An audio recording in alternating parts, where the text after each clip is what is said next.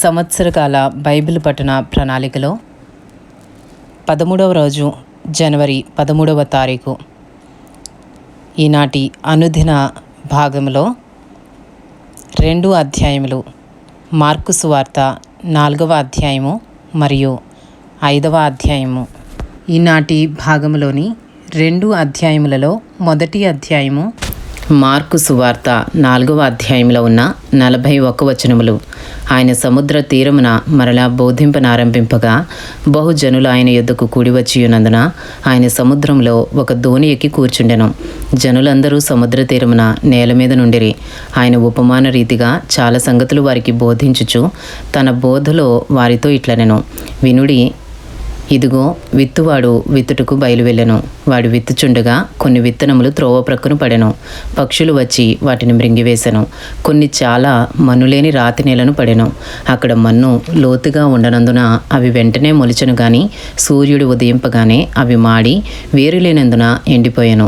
కొన్ని ముండ్ల పొదలలో పడెను. ముండ్ల పొదలు ఎదిగి వాటిని అణిచివేసెను గనుక అవి ఫలింపలేదు. కొన్ని మంచి నేలను పడెను. అవి మొలిచి పెరిగి పైరై 30 దంతలుగాను 60 దంతలుగాను 100 దంతలుగాను ఫలించెను. వినుటకు చెవులు గలవాడు వినుగాక అని చెప్పెను. ఆయన ఒంటరిగా ఉన్నప్పుడు 12 మంది శిష్యులతో కూడా ఆయన చుట్టూ ఉండిన వారు ఆ ఉపమానమును గూర్చి ఆయనను అడిగిరి. అందుకు ఆయన, దేవుని రాజ్య మర్మము తెలుసుకునుట మీకు అనుగ్రహింపబడి ఉన్నది గాని వెలుపల నుండి వారు ఒకవేళ దేవుని వైపు తిరిగి పాపక్షమాపణ పొందుదురని వారు చూచుటకైతే చూచియు కనుగొనకును వినుటకైతే వినియు గ్రహింపకయు నుండుటకును అన్నయూ ఉపమాన రీతిగా వారికి బోధింపబడుచున్నవని వారితో చెప్పెను. మరియు ఈ ఉపమానము మీకు తెలియలేదా? అలాగైతే ఉపమానములన్నయూ మీకేలాగూ తెలియనెను. విత్తువాడు వాక్యము విత్తుచున్నాడు. త్రోవ ప్రక్క నుండి వారెవరనగా వాక్యము వారిలో విత్తబడును గాని వారు వినిన వెంటనే సాతాను వచ్చి వారిలో విత్తబడిన వాక్యం ఎత్తుకొని పోవును. అటువలే రాతి నేలను విత్తబడిన వారెవరనగా వాక్యము విని సంతోషముగా అంగీకరించువారు. అయితే వారిలో వేరులేనందున కొంతకాలము వారు నిలుతురు గాని వాక్యము నిమిత్తము శ్రమ అయినను హింస అయినను కలుగగానే వారు అభ్యంతరపడుదురు. ఇతరులు ముండ్ల పొదలలో విత్తబడిన వారు. వీరు వాక్యము విందురు గాని ఐహిక విచారములను ధనమోసమును మరి ఇతరమైన ఆపేక్షలను లోపల చొచ్చి వాక్యమును అణిచివేయుట వలన అది నిష్ఫలమగును. మంచి నేలను విత్తబడిన వారెవరనగా వాక్యము విని దానిని అంగీకరించి 30 దంతలుగాను 60 దంతలుగాను 100 దంతలుగాను ఫలించు వారిని చెప్పెను. మార్కు సువార్త 4వ అధ్యాయము 21వ వచనము నుండి. మరియు ఆయన వారితో ఇట్లనెను. దీపము దీపస్తంభము మీద ఉంచబడుటకే గాని కొంచెము క్రిందనైనను మంచము క్రిందనైనా ఉంచబడుటకు తేబడదు కదా.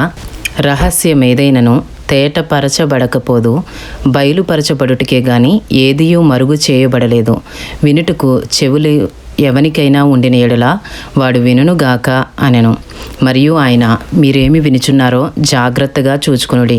మీరెట్టి కొలతతో కొలుతురో మీకును అట్టి కొలతతోనే కొలువబడును. మరి ఎక్కువగా మీకు ఇయ్యబడును. కలిగిన వానికి ఇయ్యబడును, లేని వానికి కలిగినదియు వాని యొద్ద నుండి తీసివేయబడునని వారితో చెప్పెను. మరియు ఆయన, ఒక మనుష్యుడు భూమిలో విత్తనము చల్లి రాత్రింబగళ్ళు నిద్రపోవచ్చు మేల్కొనుచు ఉండగా వానికి తెలియని రీతిగా ఆ విత్తనము మొలిచి పెరిగినట్లే దేవుని రాజ్యమున్నది. భూమి మొదట మొలకను, తరువాత వెన్నును, అటు తరువాత వెన్నులో ముదురు గింజలను తనంతట తానే పుట్టించును.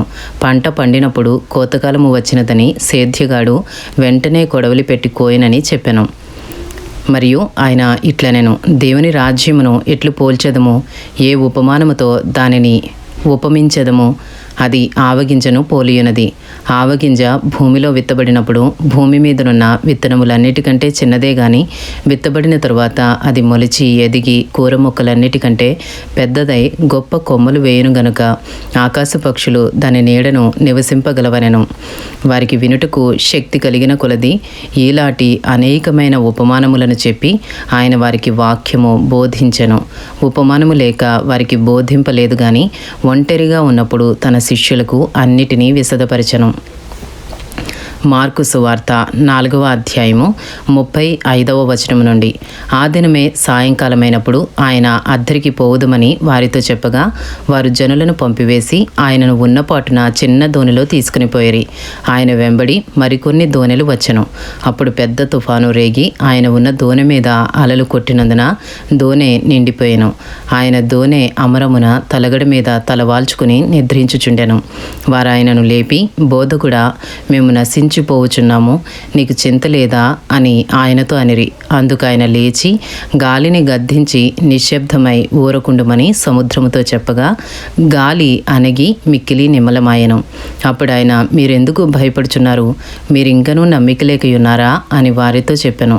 వారు మిక్కిలి భయపడి, ఈయన ఎవరో, గాలియు సముద్రమును ఈయనకు లోబడుచున్నవని ఒకరితో ఒకడు చెప్పుకొనిరి. ఇంతటితో మార్కు సువార్త 4వ అధ్యాయంలో ఉన్న 41 వచనములు పూర్తి చేయబడినవి. ఈనాటి భాగంలోని 2 అధ్యాయములలో 2వ అధ్యాయము మార్కు సువార్త 5వ అధ్యాయంలో ఉన్న 43 వచనములు. వారా సముద్రమునకు అద్దరినున్న గెరాసేనుల దేశమునకు వచ్చిరి. ఆయన దోణి దిగగానే అపవిత్రాత్మ పట్టిన వాడొకడు సమాధులలో నుండి వచ్చి ఆయనకెదురుపడెను. వాడు సమాధులలో వాసము చేసేడివాడు. సంకెళ్లతోనైనను ఎవడునూ వాని బంధింపలేకపోయెను. పలుమారు వాని కాళ్ళకును చేతులకును సంకెళ్ళు వేసి బంధించినను వాడు ఆ చేతి సంకెళ్ళు తెంపి కాలి సంకెళ్లను తుత్తునీలుగా చేసెను గనుక ఎవడునూ వానిని సాధుపరచలేకపోయెను. వాడు ఎల్లప్పుడూ రాత్రింబగళ్ళు సమాధులలోనూ కొండలలోనూ కేకలు వేయుచు తను తాను రాళ్లతో గాయపరుచుకొనుచు ఉండెను. వాడు దూరము నుండి యేసును చూచి పరిగెత్తుకుని వచ్చి ఆయనకు నమస్కారము చేసి, యేసు, సర్వోన్నతుడైన దేవుని కుమారుడా, నాతో నీకేమి? నన్ను బాధపరచుకుమని దేవుని పేరట నీకు ఆనబెట్టి చున్నానని బిగ్గరగా కేకలు వేశాను.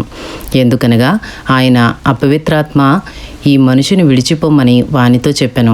మరియు ఆయన, నీ పేరేమని వాని అడుగగా వాడు, నా పేరు సేన, ఏలేనగా మేము అనేకులమని చెప్పి తమ్మును ఆ దేశంలో నుండి తోలివేయవద్దని ఆయనను మిగుల బతిమాలుకొనెను. అక్కడ కొండ దగ్గర పందుల పెద్ద మంద మేయుచుండెను గనుక ఆ పందులలో ప్రవేశించినట్లు మమ్మను వాటి యొద్దకు పంపుమని ఆ దయ్యములు ఆయనను బతిమాలుకొనెను. యేసు వాటికి సెలవీయగా ఆ అపవిత్రాత్మలు వానిని విడిచి పందులలో ప్రవేశింపగా ఇంచుమించు 2000 సంఖ్య గల ఆ మంద ప్రపాతము నుండి సముద్రపు దారిని వడిగా పరిగెత్తుకుని పోయి సముద్రములో పడి ఊపిరి తిరుగక చచ్చెను. ఆ పందులు మేపుచున్నవారు పారిపోయి పట్టణములోను గ్రామములలోనూ ఆ సంగతి తెలియజేసిరి. జనులు జరిగినది చూడవెళ్ళి యేసునొద్దకు వచ్చి, సేన అను దయ్యములు పట్టినవాడు బట్టలు ధరించుకుని స్వస్థ చిత్తుడై కూర్చుండి ఉండుట చూచి భయపడిరి. జరిగినది చూచిన వారు దయ్యములు పట్టిన వానికి కలిగిన స్థితియు పందుల సంగతియు ఊరి వారికి తెలియజేయగా తమ ప్రాంతములు విడిచిపోమ్మని వారు ఆయనను బతిమాలుకొనసాగిరి. ఆయన దోణి ఎక్కినప్పుడు దయ్యములు పట్టినవాడు ఆయన యొద్ద తన్నుండనిమ్మని ఆయనను బతిమాలుకొనెను గాని ఆయన వానికి సెలవీయగా, నీవు నీ ఇంటివారి యొద్దకు వెళ్ళి ప్రభువు నీ యందు కనికరపడి నీకు చేసిన కార్యములన్నిటినీ వారికి తెలియజెప్పుమనెను. వాడు వెళ్ళి యేసు తనకు చేసినవన్నీయు దెక్కపొలిలో ప్రకటింపనారంభింపగా అందరూ ఆశ్చర్యపడిరి. మార్కు సువార్త 5వ అధ్యాయము 21వ వచనము నుండి. యేసు మరలా దోణి ఎక్కి అద్దరికి వెళ్ళినప్పుడు బహు జన సమూహము ఆయన యొద్దకు కూడివచ్చెను. ఆయన సముద్ర తీరమున నుండగా సమాజ మందిరపు అధికారులలో యాయీరను ఒకడు వచ్చి ఆయనను చూచి ఆయన పాదముల మీద పడి, నా చిన్న కుమార్తె చావనయున్నది, అది బాగుపడి బ్రతుకునట్లు నీవు వచ్చి దాని మీద నీ చేతులుంచవలెనని ఆయనను మిగుల బతిమాలుకొనగా ఆయన అతనితో కూడా వెళ్ళెను. బహు జన సమూహమును ఆయనను వెంబడించి ఆయన మీద పడుచుండిరి. మార్కు సువార్త 5వ అధ్యాయము 25వ వచనము నుండి. 12 ఏండ్ల నుండి రక్తస్రావ రోగము కలిగిన ఒక స్త్రీ ఉండెను. ఆమె అనేక వైద్యుల చేత ఎన్నో తిప్పలు పడి తనకు కలిగినదంతయు వ్యయము చేసుకుని ఎంత మాత్రమునూ ప్రయోజనము లేక మరింత సంకటపడెను. ఆమె యేసును గూర్చి విని, నేను ఆయన వస్త్రములు మాత్రము ముట్టిన బాగుపడుదుననుకొని జన సమూహములో ఆయన వెనుకకు వచ్చి వచ్చి ఆయన వస్త్రము ముట్టెను. వెంటనే ఆమె రక్తధార కట్టెను గనుక తన శరీరంలోని ఆ బాధ నివారణ అయినదని గ్రహించుకునెను. వెంటనే యేసు తనలో నుండి ప్రభావము బయలు వెళ్ళెనని తనలో తాను గ్రహించి జన సమూహము వైపు తిరిగి నా వస్త్రములు ముట్టినదెవరని అడుగగా ఆయన శిష్యులు జనసమూహము నీ మీద పడుచుండుట చూచుచున్నావే, నన్ను ముట్టినదెవడని అడుగుచున్నావా అనిరి. ఆ కార్యము చేసిన ఆమెను కనుగొనవలెనని ఆయన చుట్టూ చూచెను. అప్పుడు ఆ స్త్రీ తనకు జరిగినది ఎరిగి భయపడి వణుకుచూ వచ్చి ఆయన ఎదుట సాగిలపడి తన సంగతి అంతయు ఆయనతో చెప్పెను.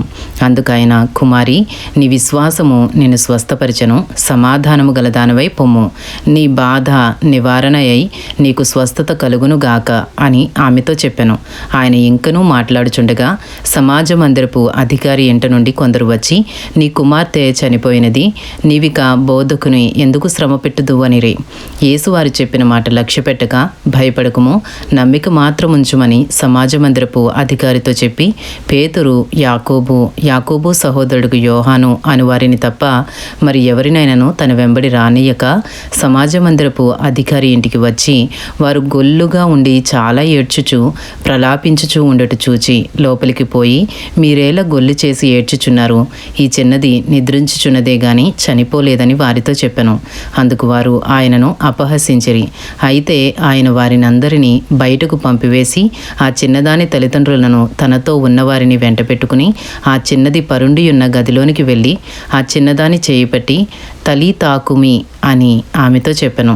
ఆ మాటకు చిన్నదానా లెమ్మని నీతో చెప్పుచున్నానని అర్థము.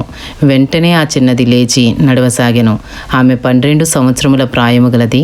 వెంటనే వారు బహుగా విస్మయముందరి. జరిగినది ఎవనికి తెలియకూడదని ఆయన వారికి గట్టిగా ఆజ్ఞాపించి ఆమెకు ఆహారము పెట్టుడని చెప్పెను. ఇంతటితో మార్కు సువార్త 5వ అధ్యాయంలో ఉన్న 43 వచనములు పూర్తి చేయబడినవి. ఈనాటి భాగంలోని 2 అధ్యాయములు మార్కు సువార్త 4వ అధ్యాయము మరియు 5వ అధ్యాయము పూర్తి చేయబడినవి.